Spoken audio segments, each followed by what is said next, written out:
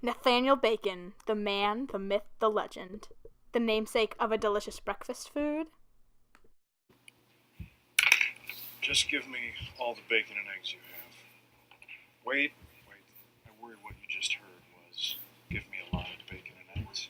What I said was, give me all the bacon and eggs you have. Probably not. The cause of widespread slavery in the United States? Probably. Here's why. Indentured servitude was very common in the 1600s, for many English wanted to come to America but did not have enough money because they were poor. Therefore, the rich would pay for their voyage over, and then the indentured servants would have to serve these rich people for several years in order to pay off their debt. In theory, once their servitude finished, they would be provided with land, tools, and a small amount of money. However, indentured servants would often be scammed. Some indentured servants could be kept for the rest of their life, and their contracts could be expanded if need be. Also, indentured servants were often treated badly, and though a great number came to America willingly, many did not. If their servitude did come to an end during their lifetime, they would not be provided with good land, and were often pushed to the frontier where Native Americans already lived. This caused conflict to occur between the white settlers and the Native Americans.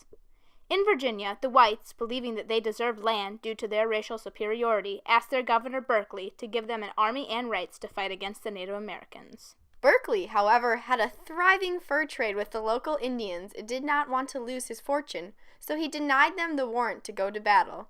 These former indentured servants were angered that their past leader still controlled their lives, even after they had paid their dues. So, Nathaniel Bacon led these outsiders into full rebellion against both the Native Americans and Berkeley's government. Bacon had emerged victorious in these Native American battles. Many Virginians supported Bacon and regarded him as a hero and leader, eventually causing them to elect him as a legislator. As he grew in popularity and power, Governor Berkeley opposed him more and more, which meant Berkeley wasn't appealing to the majority of indentured servants and lower-class citizens. Eventually, Bacon and his followers took control of the city, exiled Berkeley from Jamestown, and burned the city to the ground. When news of this rebellion reached England, rates of indentured servants coming to America plummeted because they did not wish to be treated as the others had.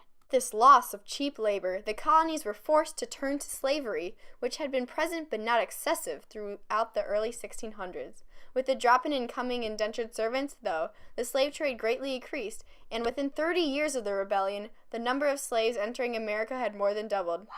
Although Bacon's rebellion wasn't the sole reason for the increase of slaves and decrease of indentured servants, the colonial elite had begun to feel threatened by newly freed servants and had either discouraged more voyages to America or worsened and lengthened their servitude. The rebellion sped along the process drastically. Bacon's contribution to American history was the beginning of the expansion of slavery, which shaped the course of American history. He increased the magnitude of the issue so that it affected the whole country significantly throughout history. Over 500,000 slaves were imported to America, and many more were born there. Slavery was the basis for the economy of the United States shortly after it was created, and it was one of the reasons for the country's only civil war, after which it was abolished.